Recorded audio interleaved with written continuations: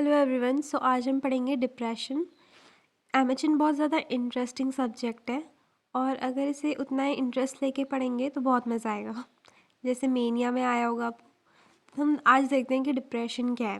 देखो, डिप्रेशन ना बहुत ज़्यादा कॉमन है। तुम हर कोई दिख जाएगा कहते हुए, हर अगला बंदा कि मुझे डिप्रेशन हो रहा है, डिप्रेशन हो रहा है। तो आखिर ये चीज़ है क्या, हम वो देखते हैं।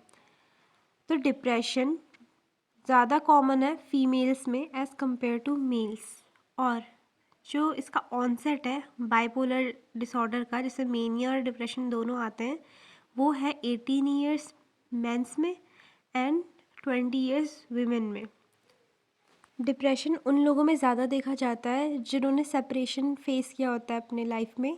जैसे कि चाहे वो अपने पेरेंट्स से सेपरेशन है या फिर अपने पार्टनर से सेपरेशन है, या फिर जो लोग बहुत ज़्यादा आइसोलेटेड रहते हैं। और डिप्रेशन बहुत ज़्यादा कॉमन है इंडिया में भी, वर्ल्ड में भी। हम देखते हैं क्लासिफिकेशन क्या है डिप्रेशन का ICD-10 में। Depressive episodes, mild depressive episodes, moderate depressive episodes, severe depressive episodes without psychotic symptoms, severe depressive episodes with psychotic symptoms, other depressive episodes, atypical depression, depressive episodes, unspecified recurrent depressive disorder. अब हम देखते हैं कि aetiology क्या है depression की। तो सबसे पहले यहाँ पे हमारे पास आती है बायोलॉजिकल थ्योरीज, जिसमें न्यूरोकेमिकल थ्योरी ये है कि हमारी बॉडी में सेरोटोनिन हार्मोन होता है, जब उसकी डेफिशिएंसी हो जाती है तो हमें डिप्रेशन होता है। जेनेटिक थ्योरीज ये कहती हैं कि जो फर्स्ट डिग्री रिलेटिव्स होते हैं या फिर जो आइडेंटिकल ट्विंस होते हैं, उनमें बहुत ज़्यादा चांसेस हैं डिप्रेशन होने के। एंडोक्राइन थ्योरीज ये कहती हैं कि जो हाइपोथैलेमिक पिट्यूटरी एड्रीनल एक्सिस है, जो ये सिस्टम किस लिए रिस्पॉन्सिबल होता है, हमारे स्ट्रेस रिस्पॉन्स के लिए।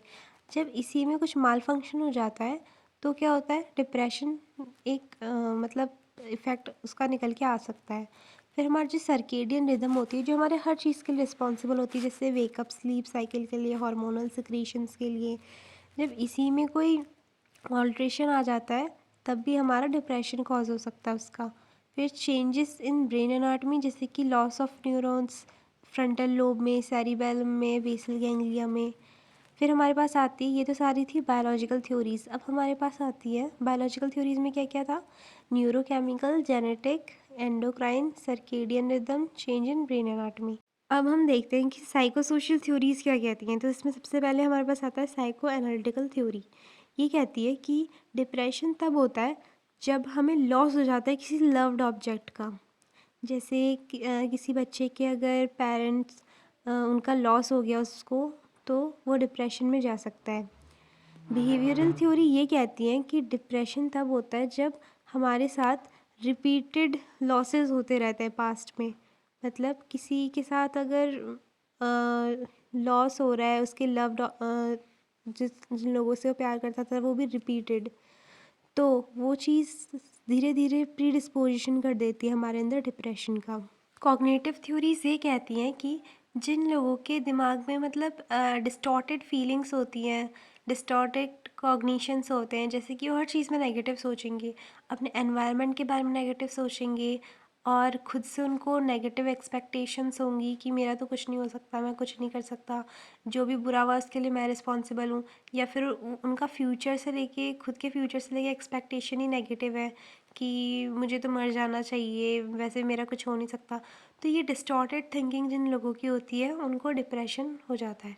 फिर सोशियोलॉजिकल थ्योरीज ये कहती हैं कि जिन लोगों के साथ स्ट्रेसफुल लाइफ इवेंट्स हुए होते हैं, मतलब उन्होंने अपने लव्ड वन की डेथ को फेस करा है, मैरिज में उनका अच्छा रिलेशनशिप नहीं चला है, फिर फाइनेंशियल लॉसेस हो गए, उन लोगों को डिप्रेशन के बहुत ज़्यादा चांसेस है। Transactional model of stress adaptation, इसमें ये कहा गया है कि जब जब किसी इंसान में बहुत सारे प्री डिस्पोजिंग फैक्टर्स आ जाते हैं, जैसे कि फैमिली के साथ अच्छा रिलेशनशिप नहीं है, पास्ट में कुछ अच्छा नहीं हुआ है, किसी लव्ड वन की डेथ हुई है, फाइनेंशियल लॉसेस हुए हैं, मैरिज में उनका अच्छा रिलेशनशिप नहीं बन रहा है, या फिर कोई बायोकेमिकल ऑल्ट्रेशन हो गया है हमारे ब्रेन में। तो इस सब की वजह से क्या होता है, इतने सारे फैक्टर्स की वजह से जो इंसान है, एक तो इतने सारे फैक्टर्स से प्लस उसकी जो कोपिंग मैकेनिज्म है स्ट्रेस से, वो भी अच्छी नहीं है। तो अब जब वो कोप ही नहीं कर पा रहा है स्ट्रेस से, तो ऑब्वियस सी बात है उसे डिप्रेशन होगा।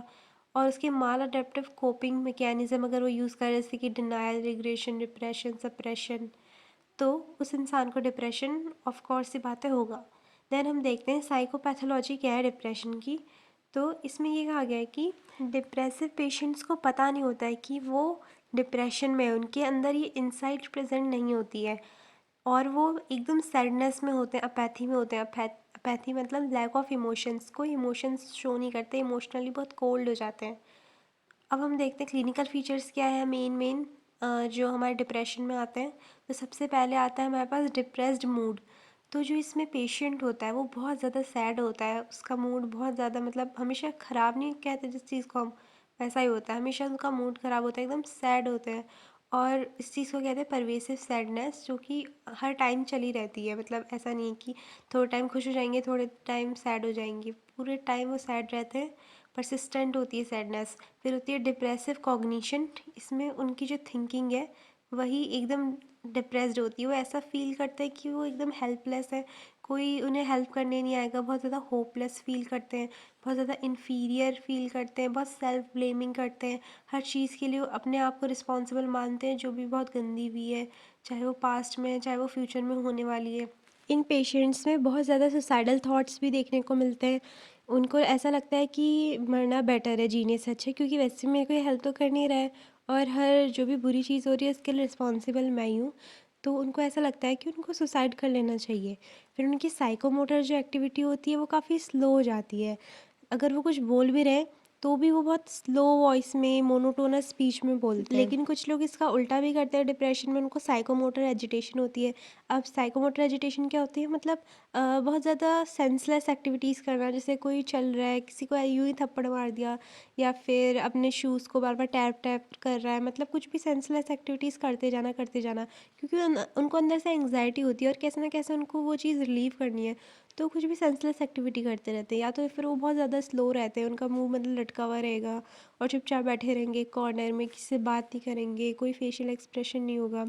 फिर उनमें साइकोटिक फीचर्स क्या आते हैं, साइकोटिक फीचर्स सिर्फ उनमें आते हैं जिनको साइकोटिक डिप्रेशन होता है। अब किसी को हम कब कह सकते हैं कि उसको साइकोटिक डिप्रेशन है, जब सर डिल्यूजन और हेलुसिनेशंस हो रहे हैं, और ये मूड के कॉन्ग्रुएंट भी हो सकते हैं।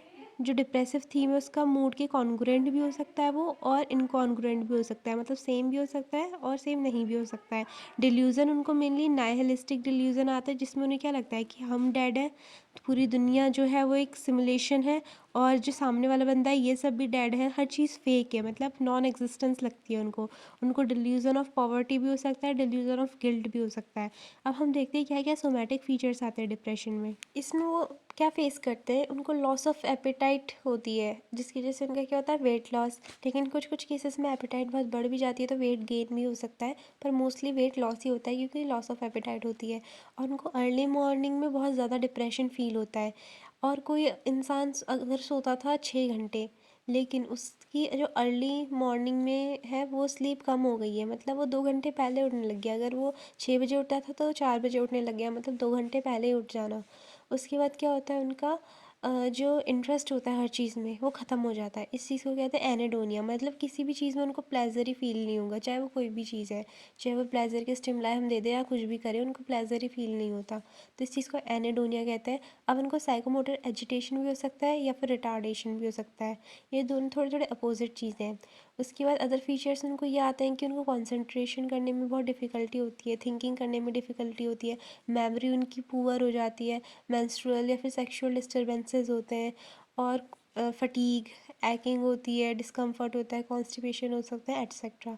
अब इसके डायग्नोसिस में हमारे पास आता है साइकोलॉजिकल टेस्ट, जिसमें बैक डिप्रेशन इन्वेंट्री आती है, हैमिल्टन रेटिंग स्केल है, और डेक्सामीथासोन सप्रेशन टेस्ट होता है जिसमें डेक्सामीथासोन देते हैं, उसके बावजूद भी जो कॉर्टिसोल का लेवल होता है वो डाउन ही नहीं होता, क्योंकि उस बंदे को डिप्रेशन हो रहा है। और डिप्रेशन किस चीज़ की वजह से होता है, जब हमारा स्ट्रेस अंदर से ज़्यादा हो जाता है, कॉर्टिसोल जो है वो स्ट्रेस के लिए रिस्पॉन्सिबल होता है, और इन लोगों में कॉर्टिसोल की अमाउंट बहुत ज़्यादा होती है, जो डेक्सामीथासोन देने से भी डाउन नहीं होती है, तो हम समझ जाएंगे कि इसको डिप्रेशन है। फिर टॉक्सिकोलॉजी स्क्रीनिंग हम कर सकते हैं, या फिर ICD-10 क्राइटेरिया के बेसिस पे हम लोग चेक कर सकते हैं। फिर है सिम्टम्स जो है कॉमन सिम्टम्स क्या आते हैं इसमें, वो होता है apathy, sadness, sleep disturbance, hopelessness, helplessness, worthlessness, guilt, anger.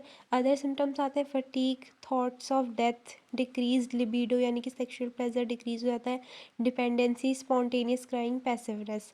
अब हम देखते हैं क्या क्या ट्रीटमेंट मोडालिटीज़ हमारे पास हैं। तो साइको फार्माकोलॉजी थेरेपी में हमारे पास है एंटी डिप्रेसेंट। तो वन ऑफ द अर्लीस्ट जो हमारे पास एंटी डिप्रेसेंट साइंटिस्ट्स ने बनाई थी वो थी आइप्रोनियाजेट, जो कि बनाई गई थी ट्यूबरक्लोसिस के लिए, पर देखा गया कि डिप्रेशन वाले पेशेंट में इसका बहुत अच्छा इफेक्ट आ रहा है। वो मतलब सडनली उनमें हैप्पीनेस देखने को मिल रही है। पर अब ये था कि इस ड्रग को क्यों अब यूज़ नहीं करते हैं, क्योंकि इसके बहुत ज़्यादा साइड इफ़ेक्ट्स थे, जैसे कि डिक्रीज लिबिडो और कॉग्निटिव फंक्शन ख़राब हो जाते हैं। तो इसके साइड इफ़ेक्ट्स बहुत ज़्यादा थे। तो साइंटिस्ट ने न्यू ड्रग्स को इन्वेंट किया, मतलब डेवलप किया उनको, और वो लेकर आए SSRI, selective serotonin reuptake inhibitor. ये ड्रग्स क्या करती है, जो हमारा पोस्ट साइनेप्टिक रिसेप्टर है वहाँ पे जो सेरोटोनिन है उसका लेवल इंक्रीज़ कर देती है। अब वो ये कैसे करती है, जो प्री साइनेप्टिक हमारे पास न्यूरॉन का टर्मिनल होता है, वहाँ से जब सेरोटोनिन का रिलीज़ होगा और वो कहाँ पे पहुँचेगा, साइनेप्स में पहुँचेगा, वो जहाँ पे दोनों पोस्ट साइनेप्टिक नर्व टर्मिनल का और प्री साइनेप्टिक नर्व का मतलब जंक्शन होता है, वहाँ पे जब सेरोटोनिन में बस पहुँचेगा तो वो क्या करेगी, ये ड्रग्स जाके बाइंड कर जाएगी हमारे प्री साइनेप्टिक न्यूरॉन रिसेप्टर पे, ताकि वहाँ पे उसका रीअपटेक ना हो, वो वापस ना चले जाए, जिसकी वजह से क्या होगा, साइनेप्स पे बहुत ज़्यादा सेरोटोनिन का कलेक्शन हो जाएगा और इतना सारा सेरोटोनिन हमारे पोस्ट साइनेप्टिक रिसेप्टर्स में जाके एब्जॉर्ब हो जाएगा, जिसकी वजह से पेशेंट का मूड एलिवेट हो जाएगा। एंटी डिप्रेसेंट में हमारे पास आती है जैसे कि सेलेक्सा, प्रोजैक, जोलॉफ्ट, ये सब हमारी SSRIs हैं। फिर ट्राईसाइक्लिक एंटी डिप्रेसेंट्स आते हैं, मोनोमीन ऑक्सीडेज इनहिबिटर्स आते हैं, या फिर ब्यूप्रोनियन, ये बहुत सारे न्यू ड्रग्स हैं, मैप्रोटाइलिन। फिर फिजिकल थेरेपीज़ में हम ECT थेरेपी दे सकते हैं, जो काफ़ी सीवियर डिप्रेशन में दी जाती है, जिसमें सुसाइडल थॉट्स बहुत ज़्यादा प्रीडोमिनेंट होते हैं। फिर हम लाइट थेरेपी दे सकते हैं, जिसमें कि सीजनल डिप्रेशन को ट्रीट किया जाता है एक लाइट सोर्स के एक्सपोजर से।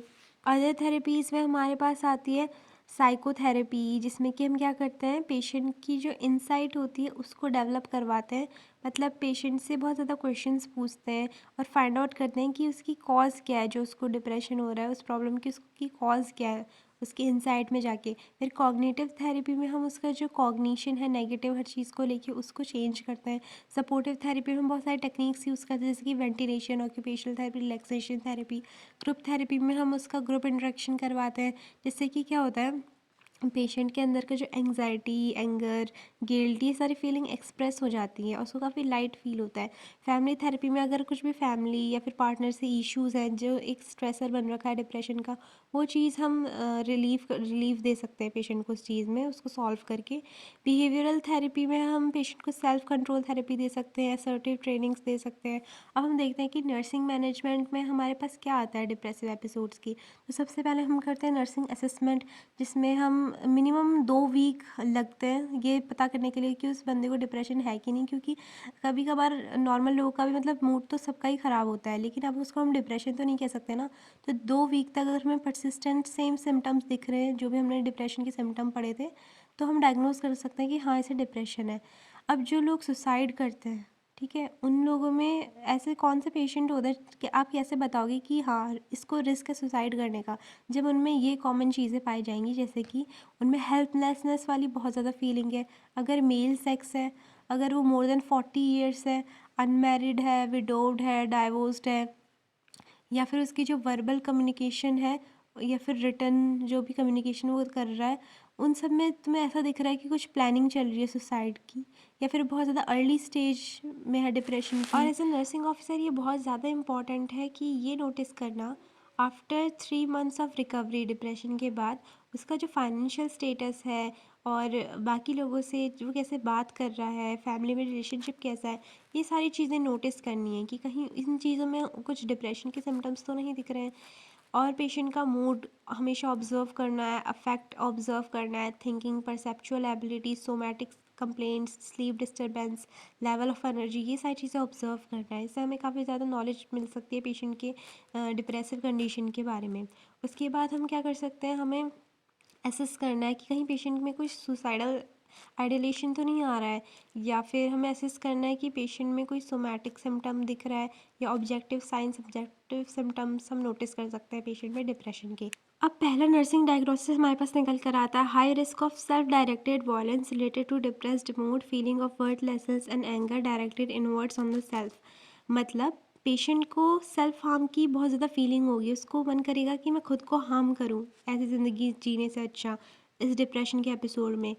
एज अ नर्सिंग ऑफिसर हमें क्या करना है, हमें पेशेंट से डायरेक्टली जाके पूछना है कि have you thought about harming your self, और अगर आपने ऐसा सोचा भी है तो आपने ऐसा मतलब किस वजह से सोचा है और क्या आप करने वाले हो, और क्या आपने ये प्लान अभी के लिए किया है या फिर मतलब आप कब करोगे, कैसे होगा, ये सब डायरेक्टली पूछना है ये क्वेश्चंस, ताकि पेशेंट उसका आंसर आपको दे सके। कुछ भी सेंटेंस फॉर्मेशन करके इनडायरेक्टली नहीं पूछना है, सीधे सीधे स्ट्रेट फॉरवर्ड होकर पेशेंट से ये चीज़ पूछनी है कि आपने सुसाइडल प्लान करा है तो कैसे करा है, कैसे आप उसको परफॉर्म करोगे, कैसे क्या होगा। इससे हमें पेशेंट के बारे में डायरेक्ट पता चल जाएगा कि हाँ उसका क्या प्लान है।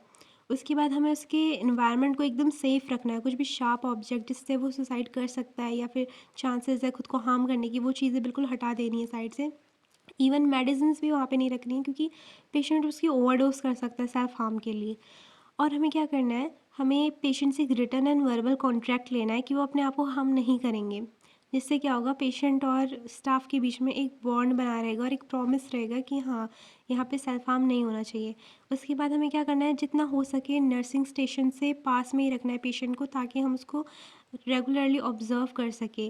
और अगर पेशेंट जैसे नहाने भी जा रहा है तो हमें बीच बीच में ये भी देखना है कहीं वो बाथ टब में तो नहीं मतलब बाथ टब में सोया तो नहीं रह गया है ना, क्योंकि उसको डिप्रेशन है। इन लोगों की जो नींद होती है वो फ्रेश नहीं होती है, मतलब सोते तो अच्छा खासा टाइम पीरियड के लिए है, पर जो स्लीप होती है ना वो फ्रेश नहीं हो पाती। तो इनको हमेशा नींद आती रहती है, इनको फ्रेश फील नहीं होता है। तो पेशेंट बाथ टब में ही सोया भी रह सकता है, इसकी वजह से उसकी डेथ हो सकती है। तो हमें बीच में ये भी चेक करना है, मतलब बहुत ज़्यादा क्लोज ऑब्जर्वेशन रखनी होती है ऐसे पेशेंट्स की। और हमें क्या करना है, पेशेंट के सामने ऐसी बातें नहीं करनी है कि जिससे उसको लगे कि हाँ ये मेरे बारे में कुछ बोल रहे हैं। और पेशेंट से बहुत ज़्यादा काम एटीट्यूड में बात करनी है, बहुत फ्रेंडली एटीट्यूड में बात करनी है, और बहुत ज़्यादा उसको ऐसे शो करना है कि हाँ उसके साथ कोई है, वो हेल्पलेस नहीं है। अगर पेशेंट के बिहेवियर में आपको कोई सडन चेंज दिखे, जैसे पेशेंट स्माइल कर रहा है, तो ये चांसेस हो सकते हैं कि उसने ये सोच रखा है कि वो सुसाइड करने वाला है। तो उस टाइम पेशेंट को बहुत ज़्यादा नोटिस करके रखना है, मतलब उसको क्लोज ऑब्जर्वेशन में रखना है। और पेशेंट से उसकी फीलिंग्स एक्सप्रेस करवानी है, जो भी उसका स्ट्रेसर है उसको एक्सप्रेस करवाना है अपने आईपीआर से। उसके बाद हम देखते हैं नर्सिंग डायग्नोसिस सेकंड क्या आएगी, तो इसमें आता है हमारे पास dysfunctional grieving related to real और perceived loss, bereavement evidenced by denial of loss, inappropriate expression of anger, inability to carry out activities of daily living. Third nursing diagnosis हमारे पास आती है powerlessness related to dysfunctional grieving process as evidenced by feeling of lack of control over life situations. Fourth हमारे पास आती है self esteem disturbance related to learn helplessness, impaired cognition, negative view of self. इन सब में अगर हम common चीज़ देखें तो ये है कि पेशेंट के साथ जो भी बुरी चीज़ें हुई हैं लाइफ में, जो भी ग्रीविंग उसके साथ उसने फेस की है या फिर ब्रीवमेंट उसने फेस किया है, लॉस फील किया है, उससे क्या है उसके ना जो कोपिंग स्किल्स है वो अच्छी नहीं रही है, जिसकी वजह से उसकी सेल्फ एस्टीम एकदम डाउन हो गई है, पेशेंट डिप्रेशन में चला गया है। तो इस कंडीशन में हम क्या क्या इंटरवेंशन देंगे, तो हम क्या कर सकते हैं, पेशेंट के साथ एक बहुत अच्छा आईपीआर मेंटेन करेंगे, पेशेंट से बहुत ज़्यादा काम एटीट्यूड से बात करेंगे, पेशेंट की फीलिंग्स एक्सप्रेस करवाएंगे, जो भी उसके अंदर का स्ट्रेसर है उसको बाहर रिलीज़ करवाएंगे हाँ, अच्छे कम्युनिकेशन के थ्रू। और हम क्या करेंगे, पेशेंट को ऐसी एक्टिविटीज़ में इंडल्ज करेंगे जिससे कि पेशेंट को थोड़ा रिलैक्स फील हो।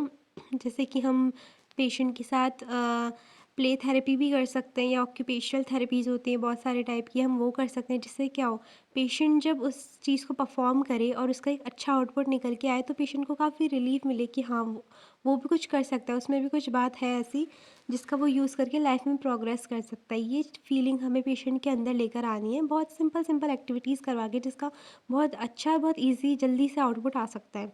और हम क्या कर सकते हैं, पेशेंट को बहुत ज़्यादा हम एक्सप्लोर करेंगे, ये चीज़ देखेंगे किस चीज़ से पेशेंट को एंगर आ रहा है, किस चीज़ से पेशेंट की सैडनेस बढ़ रही है, उस कॉज को हमें आइडेंटिफाई करना है।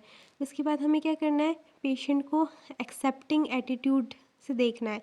मतलब पेशेंट को ये पता करवाना है कि हाँ, आप में कोई कमी नहीं है, जो आपकी डिज़ीज़ कंडीशन है वो असली वजह है जिसकी वजह से आपको प्रॉब्लम हो रही है, आप में कोई कमी नहीं है। ये फ़ील करवाना है हमें पेशेंट को अपने आईपीआर से। उसके बाद पेशेंट को हमें सिखाना है कि कोपिंग स्किल्स क्या-क्या होती हैं स्ट्रेस मैनेजमेंट की। और हम क्या कर सकते हैं, पेशेंट की हमें डिसीजन मेकिंग स्किल्स को इम्प्रूव करना है। फिफ्थ नर्सिंग डायग्नोसिस हमारे पास है impaired communication process related to depressive cognitions evidenced by being unable to interact with others. Sixth nursing diagnosis हमारे पास है disturbed sleep pattern and rest related to depressed mood and depressive cognitions as evidenced by difficulty in falling sleep. उसके बाद हमारे पास seventh nursing diagnosis है imbalance nutrition less than body requirement related to depressed mood. Eight nursing diagnosis है self care deficit related to depressed mood feeling of worthlessness evidenced by poor personal hygiene and grooming. अब हम इसमें क्या nursing interventions ले सकते हैं? सबसे पहले तो हमें ये ऑब्ज़र्व करना है कि कहीं पेशेंट नॉन वर्बल कम्युनिकेशन तो नहीं शो कर रहा है, मतलब वो कह तो रहा है कि हाँ मैं हैप्पी हूँ, मुझे अच्छा लग रहा है, पर वो देख कर पता चल रहा है कि वो बहुत ज़्यादा सैड है। तो हमें नॉन वर्बल कम्युनिकेशन को भी ध्यान में रखना है। उसके बाद हम क्या कर सकते हैं, ओपन फॉर्मेट क्वेश्चंस पेशेंट से पूछेंगे, मतलब जिसमें पेशेंट सिर्फ येस और नो में आंसर ना दे पाए, ऐसे क्वेश्चन पूछेंगे जिसमें अपनी बात थोड़ा ब्रीफली रख पाए। उसके बाद अगर हम साइलेंस का यूज़ करें कम्युनिकेशन के बीच में, तो वो ऐसे करना कि कहीं पेशेंट को ऑकवर्ड ना लगे और कहीं उसे एंग्जाइटी ना हो जाए कि यहाँ पे साइलेंस क्यों हो रहा है बीच में, कहीं मैंने कुछ गड़बड़ तो नहीं बोल दिया, ऐसा पेशेंट को फील नहीं करवाना है। उसके बाद हमें पेशेंट को ऐसे पेशेंट से इंट्रोड्यूस करवाना है जो डिप्रेशन से रिकवर कर चुके हैं, मतलब काफ़ी ज़्यादा उन्होंने इम्प्रूवमेंट कर लिया अपनी कंडीशन में। अब ये देखकर पेशेंट को लगेगा कि हाँ, मुझ में भी इम्प्रूवमेंट आ सकता है। वैसे ही हमें पेशेंट को ऐसे ग्रुप में इंडल्ज करवाना है जहाँ पे उसको लगे कि उसकी भी कुछ वैल्यू है, उसकी भी कुछ पर्सनल आइडेंटिटी है।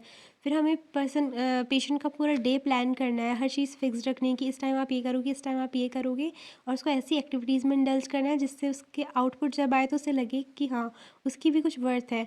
और हमें क्या करना है, जो पेशेंट का एनवायरनमेंट है उसे काफ़ी पीसफुल रखना है, लेकिन ऐसा भी नहीं कि उसको स्लीप, मतलब दिन में उसको स्लीप नहीं दिलवानी है, क्योंकि अगर उसने नैप ले लिया दिन में तो उसको वैसे ही रात में एक फ्रेश नींद नहीं आती है, और फिर वो रात में और नहीं सोएगा, तो उसको क्या होगा, बहुत ज़्यादा लिथार्जिक फील होगा पूरे टाइम। इसलिए उसको डे टाइम नैप हमें अवॉइड करने हैं, कंफर्ट मेजर्स प्रोवाइड करने हैं, और अगर उसे नींद नहीं आ रही है रात को तो हम सेडेटिव्स दे सकते हैं। और हमें पेशेंट को क्या करना है, बेड टाइम पर ज़्यादा कन्वर्सेशन वगैरह अवॉइड करवानी है ताकि वो प्रॉपर्ली सो सके और उसकी नींद जो हो काफ़ी फ्रेश हो और काफ़ी फ्रेश फील करे, वो अच्छी नींद आए उसे। उसके बाद हमारा और इंटरवेंशन हम क्या क्या ले सकते हैं, हमें पेशेंट को एक बहुत न्यूट्रिशियस डाइट दिलानी है जो कि थोड़ी सेमी सॉलिड और काफ़ी नरिशिंग हो, जिसमें कि रफेज़ का अमाउंट अच्छा खासा हो, फ्लूइड इनटेक बहुत हो और ग्रीन वेजिटेबल्स काफ़ी ज़्यादा हो। और हमें पेशेंट का इनटेक आउटपुट चार्ट मेंटेन करना है, उसका बाउल एलिमिनेशन पैटर्न हमें नोट करना है, और हमें पेशेंट का रिपीटेड वेट रिकॉर्डिंग करनी है। और हम क्या कर सकते हैं, पेशेंट को उसका प्रेफरेंस का फूड दे सकते हैं जो भी उसका फेवरेट है, लाइक्स एंड डिसलाइक्स देख के। और हमें क्या करना है, पेशेंट को एडवाइस करना है कि वो रेगुलर बात करे, और अगर पेशेंट ने मतलब बहुत टाइम से नहीं नहाया है तो हम क्या कहेंगे कि आप, हमें ये नहीं कहना है कि do you want to have a bath, हमें ये नहीं कहना है। इंस्टेड हम ये कह सकते हैं कि the water is ready for bathing, you can go and take a bath. मतलब पर्सनल हाइजीन वाली चीज़ में हमें अपनी स्पीच जो है वो हम थोड़ी इनडायरेक्ट रख सकते हैं, हमें डायरेक्टली ये नहीं बोलना है कि do you want to have a bath, हमें ऐसे पूछना नहीं है उनसे, क्योंकि ये चीज़ बहुत कंपलसरी है। तो हम थोड़ा इनडायरेक्ट वे में उनको ये चीज़ डायरेक्टली बोल सकते हैं कि हाँ, आपको बात लेना चाहिए, आपको लेना ही पड़ेगा, क्योंकि मतलब हम ऐसे बोल सकते हैं जैसे पानी रेडी है तो आप अपनी पर्सनल हाइजीन परफॉर्म कर सकते हैं। और अगर पेशेंट अपनी केयर कर रहा है अच्छी खासी, तो हम क्या करेंगे, उसको अप्रिशिएट करेंगे, रीइंफोर्समेंट देंगे, जिससे कि पेशेंट को लगे कि हाँ, ही इज़ डूइंग राइट और she is doing right. So that's all for today, hope you liked it. Okay, bye.